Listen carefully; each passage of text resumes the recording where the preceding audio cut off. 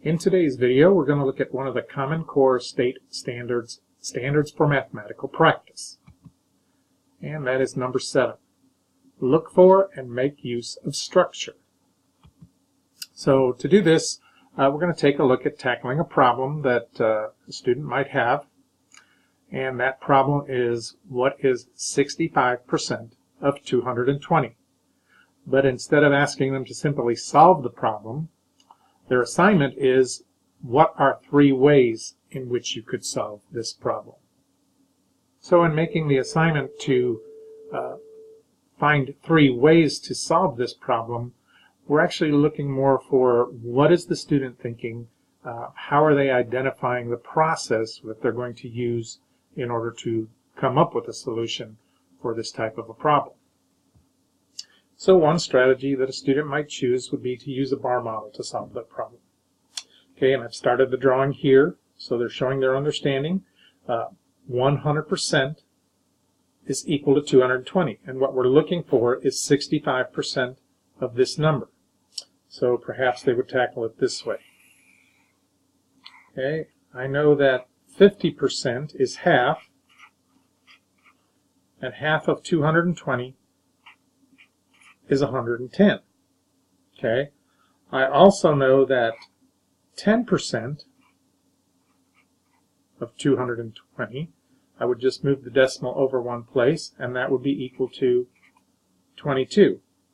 And I know that to find 5%, I could take half of what I have for 10%. Okay, so now to come up with my answer for 65%, 50 plus 10 plus 5 is 65, so 110 plus 22 plus 11, well, 110, 120, 132, 142, 143. So my answer using a bar model is 143.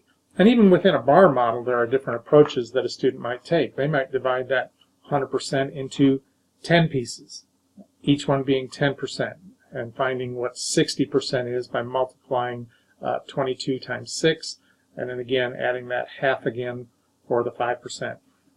But this is showing an understanding, a structure of what 100% is and how the percents work with one another. Perhaps another way that they might solve this problem is just to use multiplication, but not just multiplying because we've been taught an algorithm or a rule which to follow, but I know that 65% is equal to 0.65 as a decimal.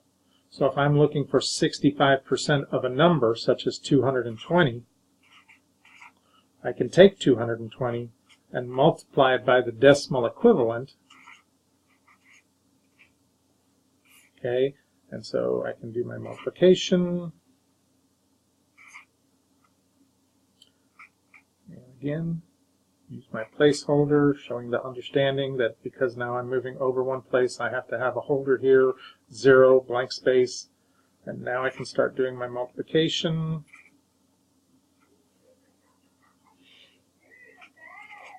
Add it up, 0, 0, 3.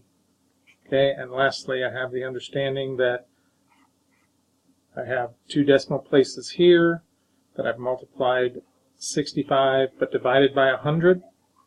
So I move this over 2 places. My answer is 143. Happens to be the same answer I came up with using a bar model. Perhaps a third way that a student might solve this is just to come up with some form of mathematical reasoning. For instance, I know that 1% of 220 is equal to 2.2. Okay, and they might know that because they're just going to move the decimal over 2 places. Take 100th, 220 over 100, 2.2. And they know that 65%, well, that's going to be 65 groups of 1%. So now we can just do the multiplication. 1% is 2.2, and I'm going to multiply that times the 65 groups that I have of 1.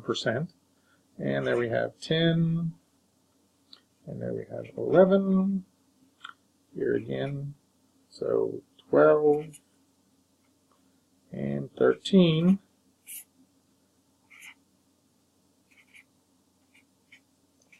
And again, 1 decimal place, 1 decimal place, so I come up with 143.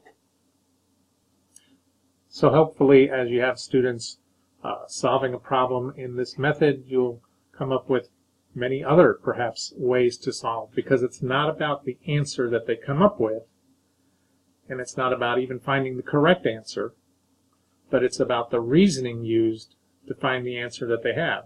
This is great for not only coming up with alternative ways of thinking and getting kids to think mathematically, but it's also great for instructors to diagnose those issues where students have incorrect thinking.